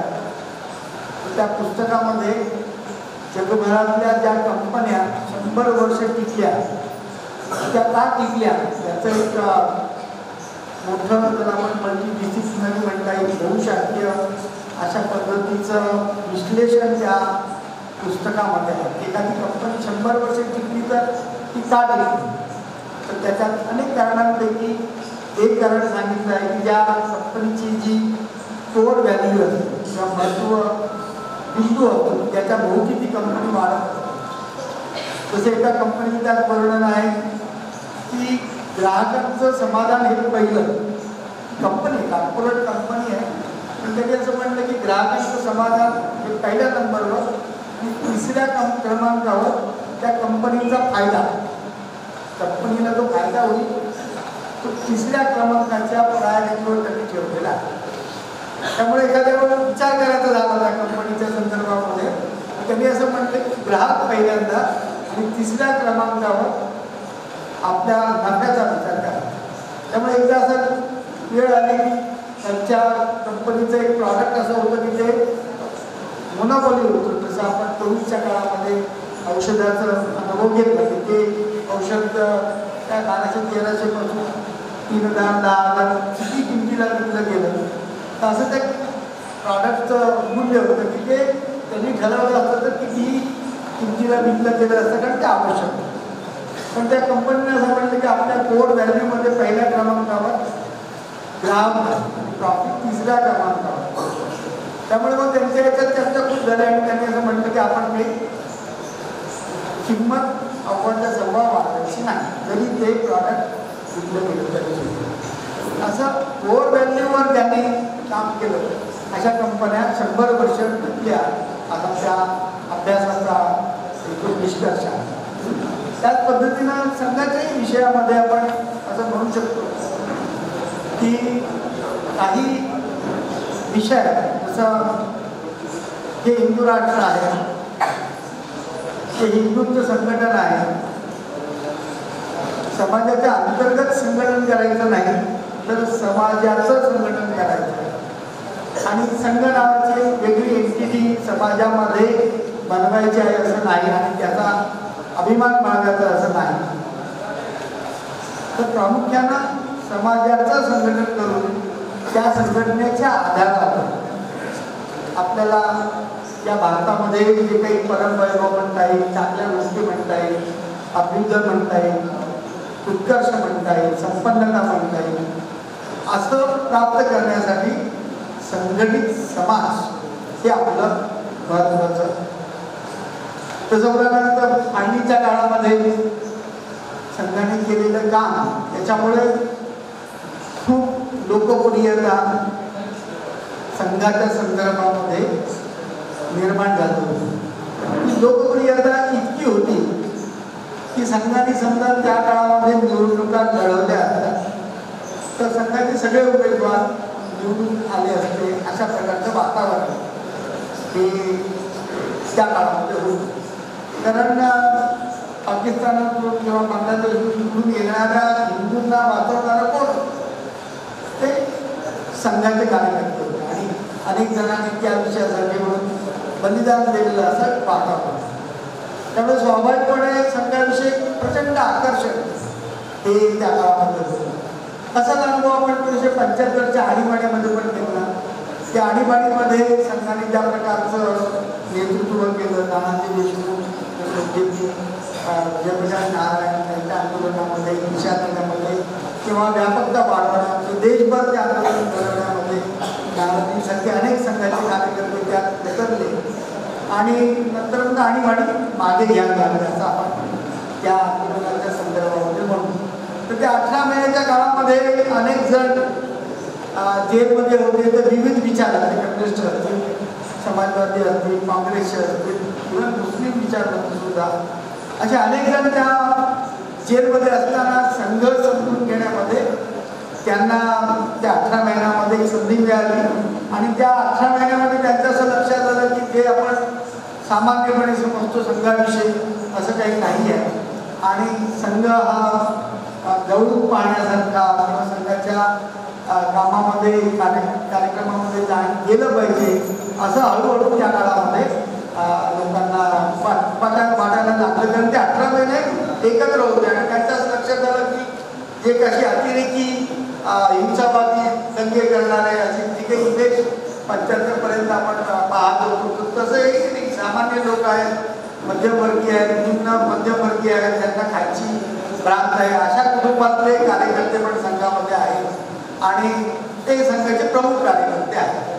तर त्यामुळे मग संघाच्या संदर्भामध्ये एक जो काही भ्रम असेल तो भ्रम हा कमी होऊन संघाच्या संदर्भामध्ये स्वीकारला पाहिजे. तसं फाळणीच्या नंतर एक वातावरण आणि त्याच्यामध्ये जरा संघाच्या कार्यकर्त्यांमध्ये सुद्धा संबंध निर्माण होईल की आपण राजकीय पक्षाकडे जावं का. तसं 48च्या बंदीनंतर काँग्रेसकडून एक प्रस्ताव आला की तुम्ही संघ बरखास्त करा आणि काँग्रेसमध्ये विलीन देशभक्तीचं काम करा, असे सगळे विषय आले. पण हे सगळे प्रस्ताव आपण बाजूला ठेवून संघ ज्या पद्धतीनं चालवायचा आहे जसं मी आधी सांगितलं की त्या पद्धतीनं चालवण्याचं ठरवलं आणि त्याला आता आपण 100 वर्ष झालेले पाहतो. आणि हे 100 वर्ष होत असताना आपण पाहतो की या अलीकडच्या काळामध्ये या प्रकारचा स्वीकार जे आपण जे काही म्हणू ते समाजामध्ये लगेच स्वीकारलं जातं. जे संघाचे कार्यकर्ते बोलतील किंवा संघाच्या कार्यक्रमामध्ये बोलली जाईल त्याचा आपण त्याला एक प्रतिबिंब म्हणता येईल, इको म्हणता येईल. अशा प्रकारानं संघाच्या विचाराचं समर्थन हे सामान्य नागरिकांच्याकडून होताना दिसतं. ते भिन्न भिन्न पद्धतीनं माध्यमांवर आपल्याला लक्षात येतं की संघ ज्या पद्धतीचा विचार मांडतो, हिंदुत्व मांडतो, तर त्याचं मांडणी करणारे संघाच्या बाहेर अनेक लोक आहेत आणि त्याचा स्वीकार करणारे आणि तो विषय घेऊन पुढे जाणारे हा मोठ्या प्रमाणावर आपल्याला समाजातले प्रत्यक्ष संघात न आलेले अशा प्रकारचे कार्यकर्ते दिसत असतात. त्यामुळे आता जसं श्रीराम जन्मभूमीच्या 22 जानेवारीच्या कार्यक्रमामध्ये आपण अनुभव घेतला की ज्या ज्या लोकांना आपण असं म्हणालो की या कार्यक्रमामध्ये सहभागी होतो आणि ते कार्यक्रम व्यापक कार्यक्रम झाले. जे कार्यक्रम आपण त्याची कल्पना करू शकलो होतो असं नाही, तर तो कार्यक्रम सगळ्या समाजाने स्वीकारला. समजा टी व्हीवर दाखवायचं असेल तर समाजातले अनेक जण पुढे आले, त्यांनी स्वतःच्या खर्चानं आणि लोकांना बोलावून भंडारे करून ते कार्यक्रम केले. हा तो व्यापक प्रसार आहे. हा काही संघाला शक्य झाला असता आपल्या ताकदीवर असं नाही, परंतु समाजाने तो स्वीकारला म्हणून मग सगळीकडे त्या विषयासंदर्भामध्ये लोकांना एकत्रित करून त्याचा आनंदोत्सव साजरा करण्याचा जो विषय आहे तो समाजातल्या विविध घटकांनी जे तसेच संघाचे आहेत असं म्हणता येणार नाही अशा लोकांनी केली. इव्हन रामजन्मभूमीच्या त्या आंदोलनाच्या काळात सुद्धा ज्या प्रकारच्या संख्येने लोक जे अयोध्येला पोहोचले होते ते हे सगळे संघाचे स्वयंसेवक असतील अशी आपण काही कल्पना करू शकत नाही. आणि त्यामुळे मग त्यावेळेसही असा विषय आला होता की ह्या सगळ्या आंदोलनाचं श्रेय कोणी घ्यायचं आणि म्हणून मग संघाने पण असं म्हटलं की हे समाजाचं श्रेय आहे. समाजाने हा विषय स्वीकारला म्हणून ते आंदोलन झालं. इतक्या मोठ्या संख्येने लोक अयोध्येमध्ये आले. विचार आहे हे समाजाचं आंदोलन आहे आणि समाजानं या विषयामध्ये पुढाकार केल्यामुळे त्याला आपण लॉजिकल एंड म्हणतो की त्याचा एक निकाल लागणं आणि सगळ्या समाजाला जे अपेक्षित आहे ते होणं. ही गोष्ट जशी या आंदोलनाची आहे ही गोष्ट आपण 370च्या विषयातही आहे की वर्षानुवर्ष हा विषय मांडला जात असेल की 370 कलम गेलं पाहिजे, परंतु आपल्याला त्यावेळेस कधी असं वाटलं नाही की हे 370 कलम जाईल. आणि नंतरच्या काळामध्ये ज्यावेळेस हा विषय आला 2018मध्ये आपल्या लक्षात आलं की लोकसभेमध्ये हा विषय सहज स्वीकारला गेला आणि ते कलम गेली. याचं कारण समाजामध्ये या सगळ्या विषयाच्या संदर्भामध्ये स्वीकार करण्याची जी एक प्रक्रिया आहे ती संघाने वर्षानुवर्ष राबवली. की ज्या काश्मीरमध्ये लोक तिरंगा झेंडा लावण्यासाठी प्रकर्षानं प्रयत्न करत होते आणि त्याला यश येईल याची गॅरंटी नसायची, अशा सगळ्या पार्श्वभूमीवर आपण आता तिथे खुल्या आता जे काही बदल आपण अनुभवतो आहोत की शाळांमध्ये राष्ट्रीय कार्यक्रम होतात, अन्य वंदे मातरमचे कार्यक्रम होतात आणि सगळ्या शाळांमध्ये सार्वजनिक कार्यक्रम साजरे केले जातात.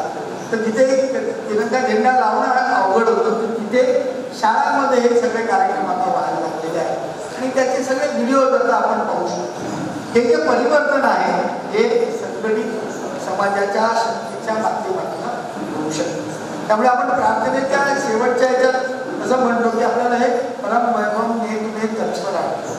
हे परमवैभव आपल्याला प्राप्त करायचं आहे, त्याची आकांक्षा आपण रोज प्रार्थनेच्या ह्याच्यामध्ये करतो किंवा कशासाठी आपण प्रभूला वंदन करतो, कशाला आपण म्हणतो की सगळं काम हे ईश्वरी कार्य आहे, त्या ईश्वरी कार्याद्वारे मी संघाचा घटक झालेलो आहे आणि नंतर म्हणतो की हे परमवैभव प्राप्त करा. तर या परमवैभवाच्या प्रार्थनेच्या ओळीमध्ये आधी म्हटलेलं आहे की संघटित कार्यशक्ती. तर संघटित कार्यशक्तीचं वर्णन त्या प्रार्थनेमध्ये परमवैभवाच्या आधीच्या ओळीत आलेलं आहे. ती संघटित कार्यशक्ती भारताचा परमवैभव प्राप्त करतो. संघाने असं म्हटलं नाही की आम्ही हे परमवैभव प्राप्त करू. संघाने असं म्हटलं की आपलं काम आहे संघटित कार्यशक्ती निर्माण करणे. या संघटित कार्यशक्तीच्या आधारावर व्यवस्था परिवर्तन होणं शक्य आहे.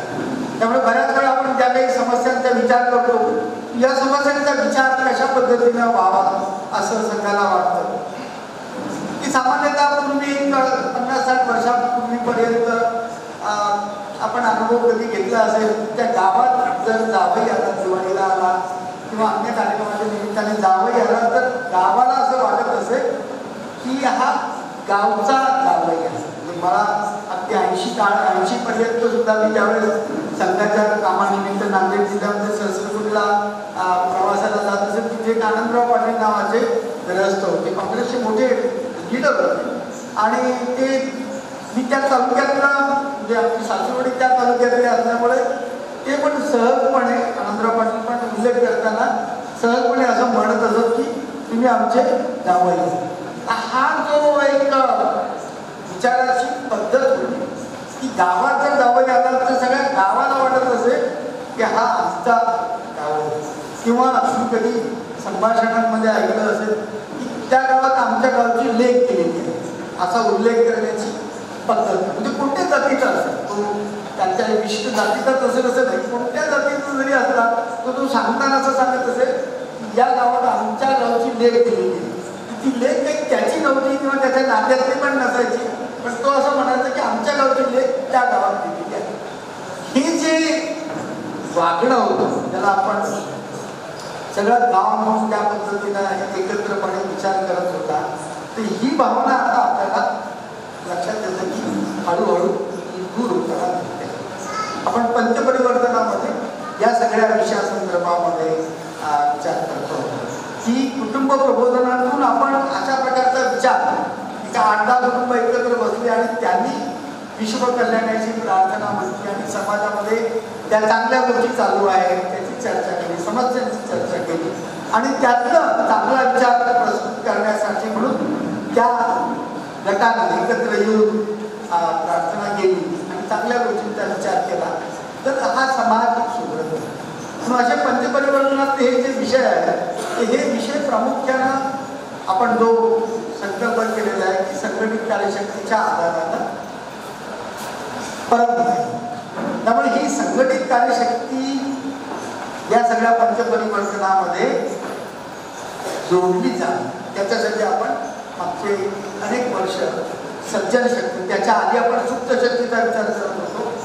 संघ कार्याची शताब्दी येणार आहे म्हणजे सगळ्या सुप्त शक्तीला हलवलं पाहिजे आणि त्यांनी कामात आलं पाहिजे असं आपण म्हणत होतो. त्याच्यानंतर मग सज्जन शक्तीचा विषय आला आणि मागचे 3 वर्ष आपण ती पूर्वतयारी म्हणून संघ शताब्दीची केली. त्याच्यामध्ये या सज्जन शक्तीला संबोधित केलं पाहिजे, त्यांना जोडून घेतलं पाहिजे आणि त्यांच्या आधारावर म्हणजे तो विषय आपण श्रीराम जन्मभूमी आंदोलनामध्ये म्हटलं की सगळ्या समाजाने ठरवलं, सगळ्या समाजाने या आंदोलनात सहभाग घेतला, सगळ्या समाजाला असं वाटलं की श्रीराम जन्मभूमी झाली पाहिजे म्हणून ते आंदोलन यशस्वी झालं असं आपण त्याचा आंदोलनाविषयी म्हणतो.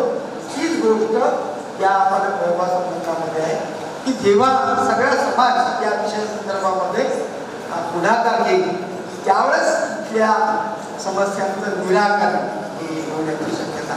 तसं मी म्हणालो की गावचा दावाही आहे तर एक जसं साई म्हणून मिझोरामचे ग्रस्त आले होते ते सांगत होते की ते सार्वत्रिक उदाहरण मी आपलं त्यांच्या नावानं ते उदाहरण सांगतो. ते उदाहरण असं होतं की एका घरामधले एक कर्ता पुरुष गेले तर ते असं म्हणाले की घरातला कर्ता पुरुष जर गेला असेल तर ते कुटुंब निराधार कसं, अनाथ कसं. ते असं म्हणाले की हा विचार हा हिंदू धर्माला काही स्वीकार करता येण्यासारखा नाही. त्या घरातला कुटुंबातला कर्ता माणूस गेला तर ते कुटुंब काही अनाथ मानलं जाऊ नये. का मानलं जाऊ नये? कारण एवढं मोठं गाव आहे, त्या गावकीनं असं म्हटलं पाहिजे की या घरातल्या मुलाचं शिक्षण हे गावकी करतं, या घरातल्या मुलीचं लग्न हे सगळं गाव मिळून करतं. कारण गावाला असं वाटतं की हे कुटुंब अनाथ नसतं, हे गावची जबाबदारी आहे. ही जी गावची जबाबदारी तुम्ही मागत असेल तर तो विचार जर दिला झाला तर आपल्याला ज्याला आपण व्यवस्था परिवर्तन म्हणतो की व्यवस्था परिवर्तन होण्याची शक्यता. आता या व्यवस्था परिवर्तना संबंधामध्ये पाश्चिमात्य जगामध्ये काय आहे, कसं पूर्वीच्या काळी आपणही कधी बौद्धिक वर्गामध्ये उदाहरण ऐकलं असेल. इंग्लंडच्या संदर्भामध्ये ते उदाहरण सांगितलं जातं की बुवा नेपोलियनचा पराभव करणारा जो ड्यूक ऑफ वेलिंग्टन होता तो सेनापती होता, त्या मित्र राष्ट्रांच्या सैनिकाचा तो प्रमुख. तर हा ड्यूक ऑफ वेलिंग्टन त्यांनी ते नेतृत्व केलं आणि नेपोलियनसारख्या बलाढ्य सेनापतीला ज्याला त्या काळामध्ये हरवणं जवळजवळ अशक्य होतं तर त्याचा पराभव या मित्र राष्ट्रांनी केला. त्याचं नेतृत्व या ड्यूक ऑफ वेलिंग्टन आपल्याला दिली. तर हे ज्यावेळेस झालं की नेपोलियनचा पादाक्रांत झाला, की त्याचं सैन्यही या मित्र राष्ट्रांपेक्षा जास्त होतं.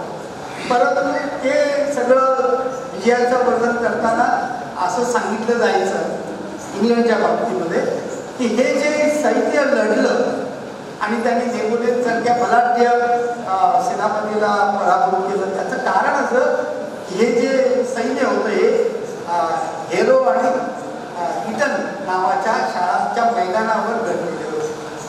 म्हणून ते असं म्हणाले की battle of Waterloo was fought on the playground of Eton and hence.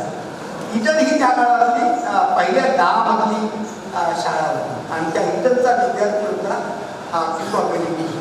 म्हणजे इतकं ते ज्याला आपण व्यवस्था म्हणतो की एका शाळेमध्ये एका चांगल्या दर्जाचा सेनापती घडतो आणि समाज, हे वाक्य समाजामधून आलेलं आहे की हा सेनापती त्या शाळेमध्ये शिकला आणि त्या इटनच्या शाळेचं सामर्थ्य असं होतं इतक्या दर्जाचा सेनापती त्यांनी घडवला की जो नेपोलियन सारख्या बलाढ्य सेनापतीला पराभूत करू शकतो. आणि म्हणून ते व्यवस्था म्हणून ते असं म्हणतात की battle was fought of the playground of Eton and hence. म्हणजे शाळेच्या मैदानावर या प्रकारची गुणवत्तेची सैनिक आणि नेतृत्व हे घडले. आता इंग्लंडमध्ये आत्ता काय झालं तर काल परवा आम्ही कालच संध्याकाळी त्या चहा पाण्याला बसलो होतो कार्यक्रमाच्या निमित्तानं. तर त्यांचे सगळे लोक सांगत होते की त्यांच्या 8-9 जण 3 कुटुंबामध्ये 8-9 जण इंग्लंड आणि अमेरिकेमध्ये आहेत. ते असं म्हणाले की आत्ता तिथे शाळेमध्ये आपला मुलगा ठेवणं हे खूप चिंतेची गोष्ट आहे. याचं कारण काय तर त्यामुळे शाळांमध्ये मुलं पिस्तूल घेऊन येतात आणि केव्हा ते शूटिंग करतील, कोणाला रागाच्या भरामध्ये कोणाला गोळीबार करून उडवतील याचा काय भरोसा नाही.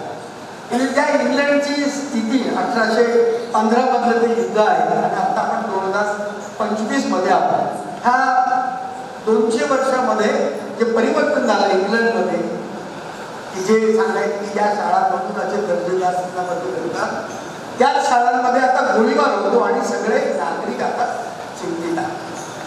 त्या प्रकारची व्यवस्था इंग्लंड अमेरिकेमध्ये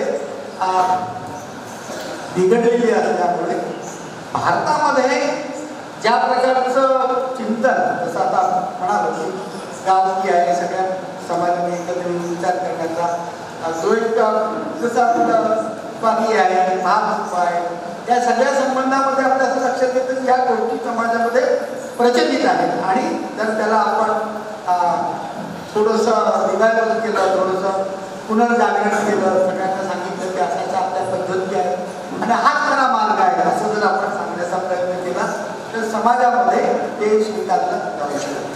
त्यामुळे व्यवस्था परिवर्तन हा जो विषय आहे की जो केवळ शासन करू शकेल असं नाही. हे आपल्याला पक्क मानलं पाहिजे की बऱ्याच वेळा कुठल्याही समस्या आल्या की आपण प्रदूषण आलं की आपण शासनाकडे पाहतो, शेतीची विल्हेवाट लागली की आपण शासनाकडे पाहतो, पूर आला की शासनाकडे पाहतो. हे जे सगळे विषय आहेत त्या सगळ्या विषयामध्ये समाजाची एक भूमिका आहे आणि समाजाच्या शिवाय हे व्यवस्था परिवर्तन शक्य होणार नाही.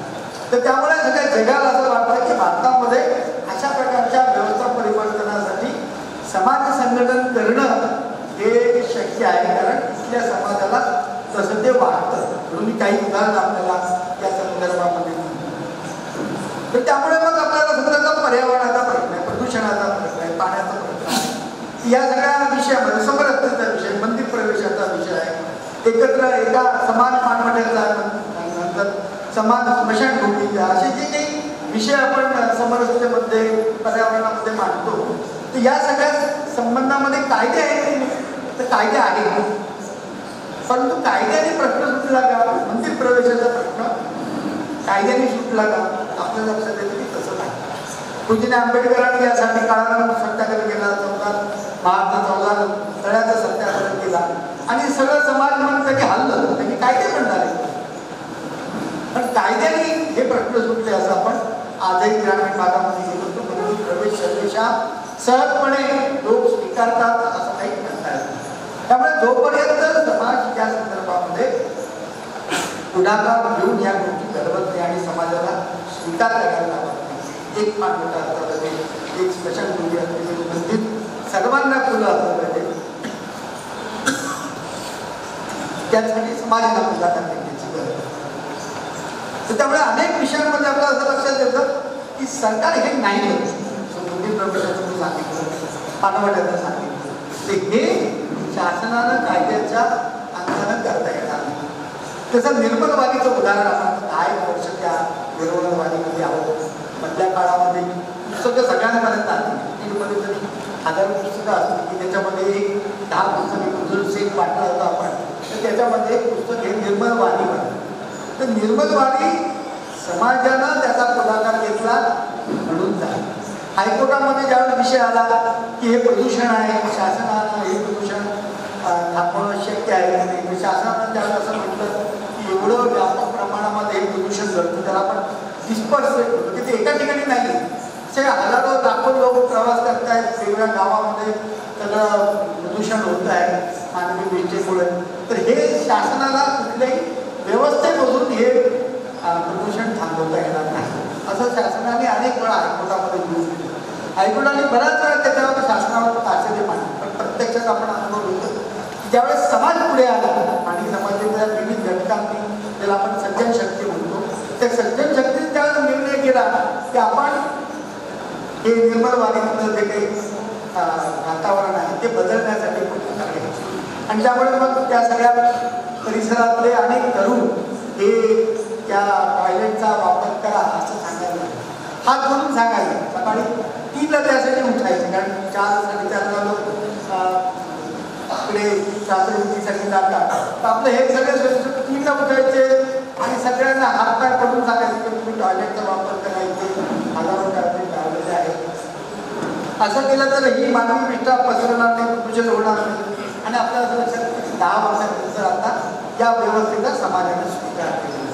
तर ही निर्मलवादी त्यातलं जी शक्ती इंडिकेट करतात की समाजानं पुढाकार घेतला तर काही व्यवस्था या बदलू शकतात. आणि त्यामुळे मग ह्या व्यवस्था परिवर्तनासाठी आपण उदाहरण प्रस्तुत करावं, कर्तृत्ववान कार्यकर्ते तयार करावे, त्यांनी आपलं उदाहरण प्रस्तुत करून आपल्या जीवनाची एक उदाहरण सगळ्यांसमोर सांगून अशा पद्धतीनं जीवन जगता येतं. समजा 0 वेस्ट आहे, घरामधून कचरा बाहेर पडणार, तर असं जीवन असू शकतं की नाही. तर काही जण असं आपलं उदाहरण सगळ्या समाजासमोर प्रस्तुत करू शकतात आणि मग त्या गल्लीला म्हणा, त्या शहराला म्हणा असं वळण लागू शकतं की त्या घरातून 0 कचरा बाहेर पडतो आणि सगळ्या वेस्ट हे घरामध्ये येते. किंवा कमी पाण्याचा वापर असेल किंवा वृक्ष लागवड असेल, तर अशा सगळ्या संदर्भामध्ये अशा प्रकारचं नेतृत्व करणारे जे कार्यकर्ते आहेत, तर हे कार्यकर्ते कुठे तयार होतात, तर हे कार्यकर्ते शाखांमध्ये तयार होतात. आणि त्यामुळे मग शाखांची जी जबाबदारी आहे की शाखेवर जे स्वयंसेवक येतात ते अशा सगळ्या जागरण विषयासंदर्भामध्ये विचार करतात. मग त्यात पर्यावरण असेल, समरसता असेल, सामाजिक सद्भाव असेल, अशा ज्या काही समस्यांच्या संदर्भात आपण बोलतो या सगळ्या संबंधामध्ये विचार करून सामाजिक नेतृत्व उभे करणारे कार्यकर्ते हे सगळ्याच्या शाखेकडून तयार होतात. आणि म्हणून आपण ज्यावेळेस संघाच्या कामात शताब्दी वर्णन करतो त्यावेळेस आपण प्रामुख्यानं संघ कामाचा विस्तार आणि त्याबरोबर गुणवत्तेचा विचार, हा गुणवत्तेचा विचार हा प्रामुख्यानं अशा प्रकारच्या सामाजिक नेतृत्व स्वतःचं उदाहरण प्रस्तुत करून समाजाला दिशा देणारं आणि काय शक्य आहे हे सांगणारं नेतृत्व उभं करणं हे त्या संघशताब्दीच्या आपल्या जे काही मुद्दे आपण संघशताब्दी म्हणून घेतलेले आहेत त्यात हे प्रामुख्याने विषय येतात. त्यामुळे हे व्यवस्था परिवर्तन व्हायचं असेल तर सगळ्या विषयासंदर्भात ज्या ज्या समस्या आपण मानतो या सगळ्या समस्यांच्या संदर्भामध्ये आपल्याला अशा प्रकारचं नेतृत्व समाजामध्ये उभं करायला लागतं. आणि अशा नेतृत्वाच्या आपल्याला बऱ्याच वेळा लक्षात येतं की सज्जन शक्ती अशा प्रकारचे काम करणारे अनेक जण समाजामध्ये असतात जे जोडून घेण्यासाठी म्हणून सहजपणे आपल्याबरोबर येऊ शकतात. नागपूरचं एक उदाहरण आहे की त्यावेळेस कोविड काळामध्ये सगळं बंद पडलं होतं आणि मग अन्नदानाचा प्रश्न आला की लोकांना जे गरीब आहेत, वयस्कर आहेत, ते बाहेर जाऊ शकत नाही, भाजीपाला आणू शकत नाही आणि घरात स्वयंपाक करू शकत नाही किंवा निराधार आहेत, निराश्रित आहेत, तर अशा लोकांना त्यामुळे आपल्या एका भागाचा कार्यभार हा एका व्यक्तीकडे गेला. त्यांच्या वस्तीमध्ये ते अन्नदान करताना त्याला माहिती होतं आणि त्यांना तो म्हणाला की असं असं संघाचं म्हणणं आहे की अशा पद्धतीने आपण अन्नदान केलं म्हणजे रोज 500 डबे पुरवावेत असं आमचं इच्छा आहे. त्या घरातले ग्रस्त असं म्हणाले की आम्ही तर नेहमी अन्नदान करतो आणि आजच आम्ही भांडे घालून ठेवून दिलेले आहे.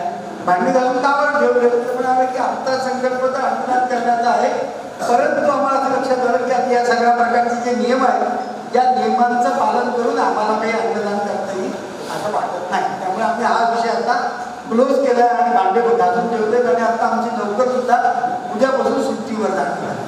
पण तुम्ही आलात आणि त्यामुळे तुमच्यामुळे आम्हाला हा अन्नदानाचा जो आमचा संकल्प आहे तो पूर्ण करण्याची संधी तुमच्या प्रयोजनामुळे किंवा प्रस्तावामुळे प्राप्त झालेली आहे आणि त्यामुळे ते असं म्हणाले तुमचा विचार हा स्वीकार करण्यासारखा आहे आणि आपण हे अन्नदान पुन्हा चालू करू.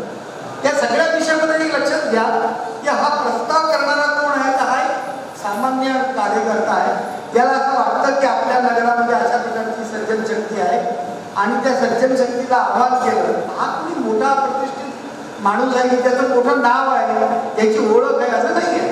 त्या व्यक्ती त्यांच्याकडे त्यांनी प्रस्ताव दिला तर त्या व्यक्तीला हा याची ओळख पण नाही. त्या अगदी सामान्य कार्यकर्ता आहे पण त्यांनी असं म्हटलं की संघाने असा विचार केला अशा प्रकारच्या सर्जनशक्तीमध्ये आपल्याला त्या सगळ्या संकल्पाच्या पूर्तीसाठी जे ताकद द्यायला लागतोय ती ताकद देणारा समाज हा सर्जनशक्तीच्या रूपानं आपल्याला सगळीकडे मिळतो.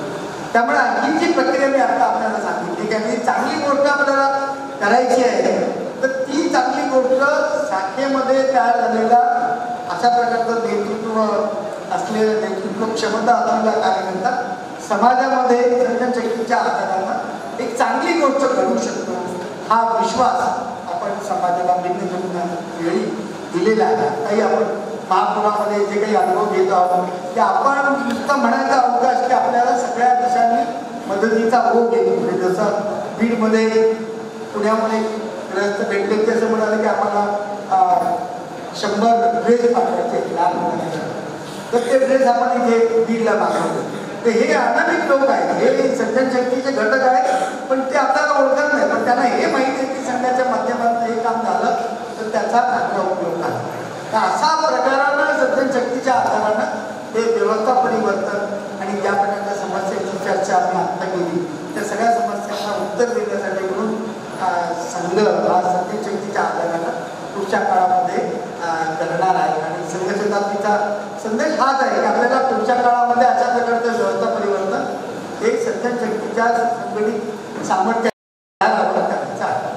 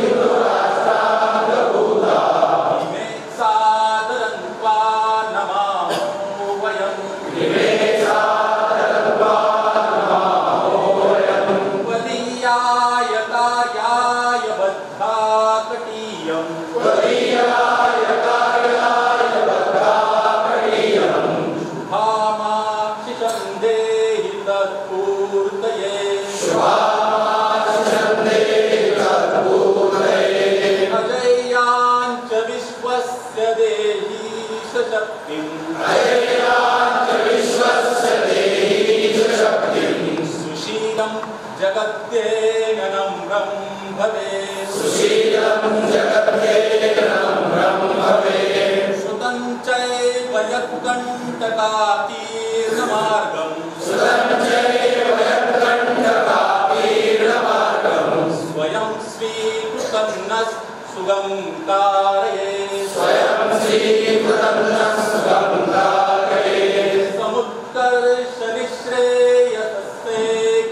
परं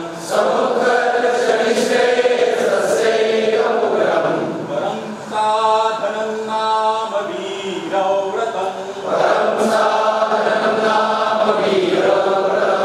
तदन्तस्फुरद्वक्षया ध्येयनिष्ठा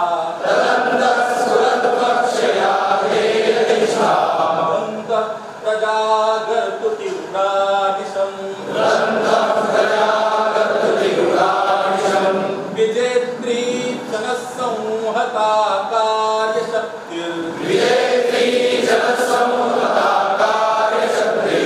कार्यशक्तिर्विधायास्य धर्मस्य संरक्षणम्